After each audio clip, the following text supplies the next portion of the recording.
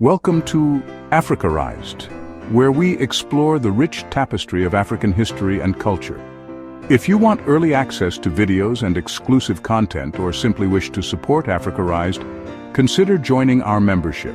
The link is in the description box below. Your support helps us continue creating more content, hire speakers for Africarized, and travel the world to meet Africans and Pan-Africans, creating more stories. Top 10 Most Hated African Presidents. Power in Africa often comes with promises of liberation, development, and sovereignty.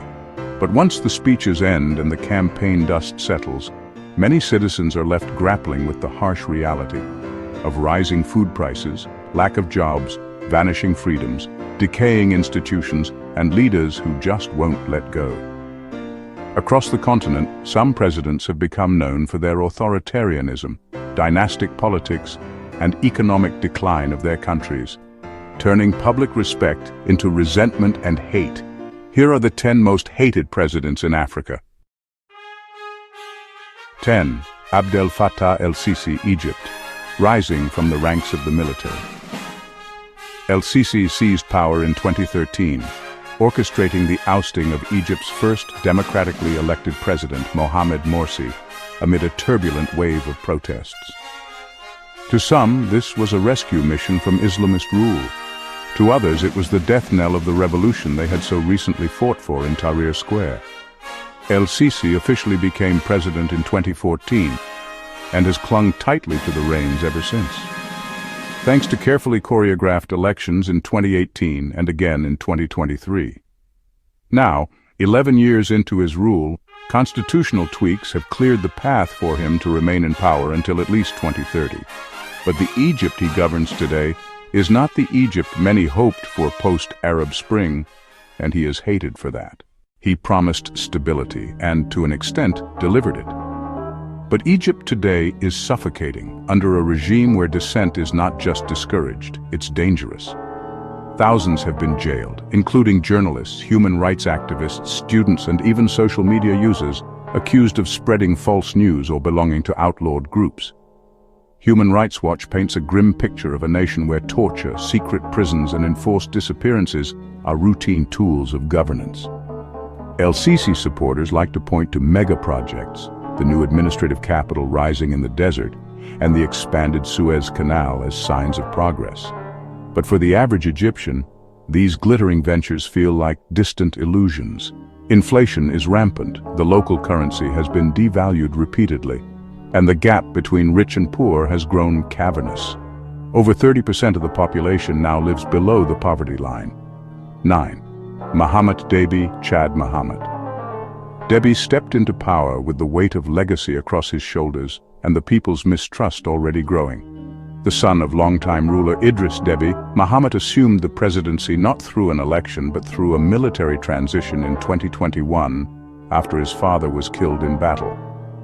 At just 37 when he took over, Mahamat promised a swift return to civilian rule and free elections. Instead, he delayed them, clung to his unelected status for 3 years, and eventually ran and conveniently won the 2024 election with 61% of the vote. Opposition figures were arrested, driven into exile, or simply disappeared. The people weren't fooled. They saw a dynasty in disguise. The protests came hard and fast, particularly in October 2022, but so did the crackdown. Dozens of demonstrators were killed by security forces, a brutal reminder that the 𝒑𝒏𝙚 name still held the same iron-fisted reputation it had for decades. Human Rights Watch has since documented ongoing repression, arbitrary arrests, and media censorship under Mahamat's watch. Economically, Chad continues to be one of the most impoverished nations on earth. Despite its oil wealth, most citizens live without access to clean water, electricity, or adequate health care. Roads crumble, hospitals go without supplies, and schools function in name only. The government rakes in petrodollars, but for the 𝒑𝒏𝙚 family's elite circle, and certainly not the millions scraping by on less than $2 a day. Even security, Mahamat's supposed area of expertise, is a disaster. Boko Haram continues to torment the Lake Chad region, and instability from neighboring Sudan spills across the borders. Despite being a general himself, Mohammed has failed to make Chadians feel safe. The army is well funded, but the streets tell a different story. 8. Yoweri Museveni, Uganda. When he took over Uganda in 1986, he was a 42-year-old revolutionary with promises of democracy, stability, and an end to the tyranny that had plagued the country under Idi Amin and Milton Obote. Fast forward to 2025, and Museveni, now 80 years of age, is still clinging to the presidential chair, 39 years and counting. Museveni didn't just overstay his welcome, he rewrote the rules so he could stay. In 2005, he abolished term limits. In 2017, he removed age limits too. With every constitutional tweak, his grip tightened. Elections in Uganda have become predictable, and staged contests where opposition candidates are harassed, arrested, or violently suppressed. The 2021 election saw his most vocal rival, Bobi Wine, repeatedly jailed, his supporters beaten, and the internet shut down nationwide. Uganda's press is heavily censored, and state security forces routinely crack down on protests. Despite boasting consistent GDP growth, the economic picture for ordinary Ugandans is bleak. Youth unemployment is sky high, over 60%.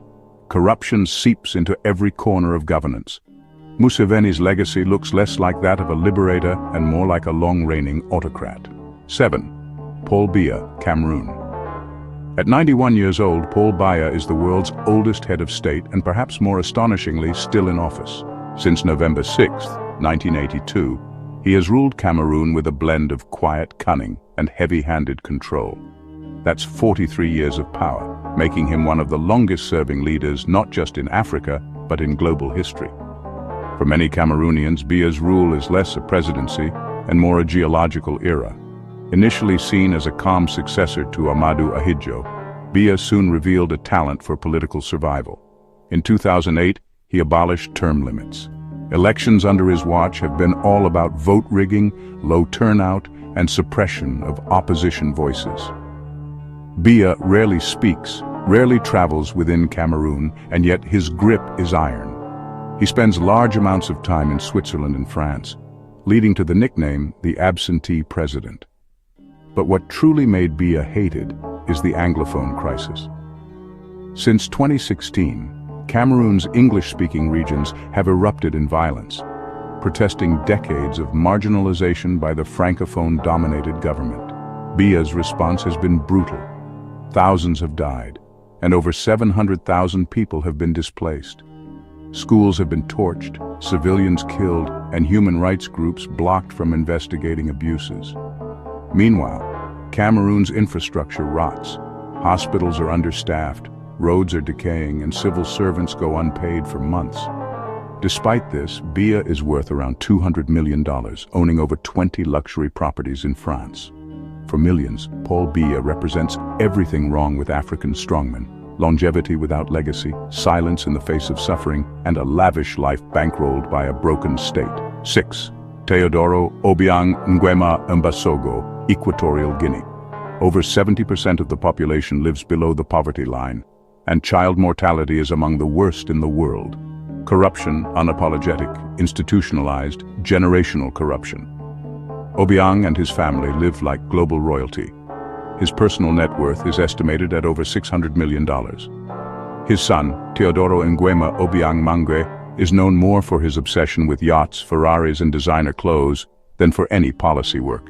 In fact, Teodoro has already been appointed vice president, essentially guaranteeing the family throne stays intact. He's been convicted in France for embezzling public funds, but back home, he's being groomed to take over. It's like a monarchy disguised as democracy. Obiang wins elections with 90-something% of the vote, not because people love him, but because they have no choice. There's no independent media, no real opposition, and definitely no fair elections. Torture of political prisoners is well documented, and any whiff of dissent is crushed quickly and ruthlessly. 5. Isaias Afwerki, Eritrea. His story could have been a tale of triumph, a freedom fighter who led Eritrea to independence after a grueling 30-year war with Ethiopia. But instead of stepping back after the hard-won victory in 1993, he tightened his grip and never let go. As of 2025, he's ruled Eritrea for 32 years. No elections, no political pluralism, no freedom, just 𝒊𝒂𝒂𝒄𝙗𝒄. Eritrea is often called the North Korea of Africa, and not without reason. It's a country sealed off from the world where the government decides how you live, where you live, and how long you serve in the military, which, by the way, could be indefinitely. The so-called national service is essentially state-sponsored slavery, forcing young Eritreans into years, sometimes decades of harsh military life with little to no pay. That's reality for thousands. The fear in Eritrea is tangible. There's no independent press, no opposition parties, and no freedom of religion. The prisons are full, some underground, some in desert camps, but always packed with voices that dared to speak out. 𝒊𝒂𝒂𝒏𝒚's regime has been accused by the UN of systematic, widespread, and gross human rights violations, and there's no legal recourse because there's no real judiciary. It's one man's word or nothing. Economically, Eritrea is stuck. It has minerals like gold, copper, and zinc, but few people benefit from them. There's barely any foreign investment. International organizations have largely turned away because 𝒊𝒂𝒂𝒏𝒚 refuses to open up. The country is stagnant, surviving on diaspora remittances and state control. Over 500,000 Eritreans now live abroad, not by choice, but by desperation. They risk deserts, traffickers, and the Mediterranean just to escape. 𝒊𝒂𝒂𝒏𝒚 is hated not just because of the repression, but because of the betrayal. He was supposed to bring freedom, not fear. But 3 decades later, Eritreans are still waiting for the future he promised. 4. Denis Sassou Nguesso, Republic of the Congo. He is a man who has mastered the art of staying in power. He first took office in 1979, stepped down in 1992 after losing an election, then came back like a villain, this time through civil war.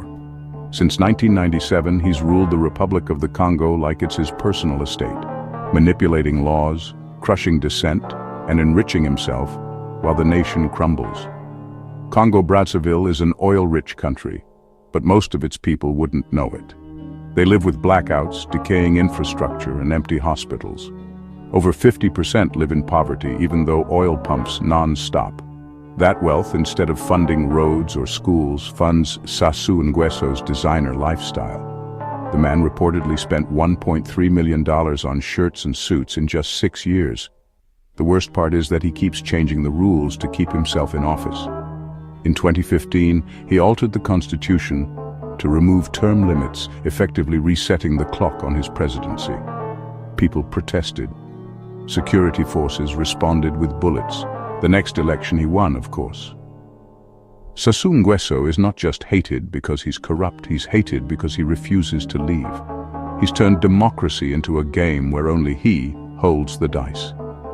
Every time the country inches toward progress, he drags it back into stagnation. And people are tired. They're tired of broken promises, tired of being poor in a rich country, tired of watching one man and his family live large while everyone else survives on scraps. 3. Emmerson Mnangagwa, Zimbabwe. When Robert Mugabe was finally ousted in 2017, Zimbabweans dared to hope, so they brought in Emmerson Mnangagwa, nicknamed the Crocodile, a man who had long lurked in the background of Mugabe's reign. At first, people thought he might bring change, but 8 years later, Zimbabwe is still stuck in a nightmare, just with a different face. Mnangagwa promised reform. What Zimbabwe got instead was déjà vu. The 2018 and 2023 elections were both filled with accusations of fraud and voter intimidation. Observers called out irregularities, but the crocodile smiled and claimed victory. In the streets, protesters who cried foul were met with bullets. In 2019, 12 people were killed during demonstrations over fuel price hikes. Economically, Zimbabwe is a mess. Inflation has turned the local currency into monopoly money, with prices changing by the hour. In 2020, inflation peaked at over 700%. Jobs are scarce, shelves are empty, and salaries can't keep up. Over 70% of Zimbabweans are unemployed or working in the informal sector. And yet, while the economy sinks, Mnangagwa's inner circle swims in privilege. His rule feels like Mugabe 2.0, same repression, same economic chaos, just a new person. People hoped for transformation. What they got was continuation. 2. Bola Ahmed Tinubu, Nigeria. In 2023, Tinubu, a long-standing political titan and former governor of Lagos State, emerged as president in a hotly contested and widely criticized election. Though he won with just 36.6% of the vote, many Nigerians still question how he got into office in the first place. His presidency, as of 2025, is just over 2 years old.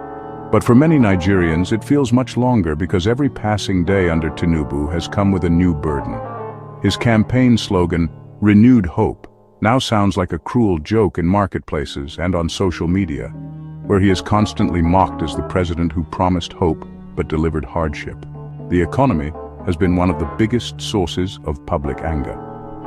Almost immediately after taking office, Tinubu removed fuel subsidies, a move long advised by international financial bodies but devastating to ordinary Nigerians who rely on subsidized fuel to survive. As fuel prices more than tripled, the cost of food, transportation, and basic goods shot up dramatically. Then came the decision to float the naira, Nigeria's currency, leading to rapid depreciation and worsening inflation, which officially crossed 30% in 2024. In real terms, it means Nigerians are buying less with more money and eating less with shrinking incomes. A loaf of bread now costs triple what it did in 2022. Public sector workers and pensioners have cried out, but the presidency remains unmoved. His legitimacy has also remained in question. The 2023 elections were marred by technical glitches, voter suppression, and allegations of rigging. Opposition parties called it a sham, and though the courts upheld his victory, large sections of the populace have never accepted him as their president. It doesn't help that insecurity has worsened under his watch. Boko Haram bandits and kidnappers continue to ravage different regions, with over 3,600 reported abductions in 2024 alone. Tinubu's online presence is no refuge either. On platforms like X, Nigerians trend hashtags mocking him daily. His speeches are remixed into satire, his pauses and public addresses mocked as signs of declining health, and every policy move dissected with scorn. And though it's only been 2 years, some Nigerians are already counting the days to 2027, praying for deliverance from what they now call the Tinubu tax on life itself. 1. William Ruto. Kenya. Ruto's win in 2022 was narrow, clinching 50.5% of the vote in a tight race. Still, he was sworn in with much hope behind him. Kenyans wanted change, they wanted fairness, they wanted food prices to fall, jobs to return, and corruption to be punished. But Ruto's tenure has so far been marked by policies that seem to punish the very people who voted for him. The most controversial of them all was the 2023 Finance Bill, which introduced a wave of new taxes, including on basic goods and services. The outcry was swift. Protests erupted across the country, and the government's heavy-handed response turned deadly. Tear gas, rubber bullets, and in some cases, live ammunition were used against demonstrators. By the time the dust settled, over 40 Kenyans had lost their lives, many of them young. Videos circulated online of brutal beatings and abductions, igniting widespread fury. Human Rights Watch and other organizations condemned the crackdown, but the government stood firm, framing it as necessary for economic stability. The anger is not just about taxes, it's about trust. Ruto promised a bottom-up economic transformation, but most Kenyans say the only thing that has trickled down is pain. Then there's the growing belief that Ruto is more loyal to foreign lenders like the IMF and World Bank than to his own people. Many of his economic decisions, critics argue, seem tailored to please international financiers at the expense of local livelihoods. Loans keep piling up, and the Kenyan shilling continues to lose value. Public debt is higher than ever, and future generations will be left to pay the price. Conclusion. These leaders, each in their unique way, have captured the hearts and minds of their people, not with admiration, but with resentment and anger. They represent broken promises, economic hardships, and a stark contrast between the potential and reality of their nations. As we continue to explore and share these stories, we invite you to join our membership and support Africarized. Together we can create more content, hire speakers, and travel the world, meeting Africans and Pan-Africans and creating more stories.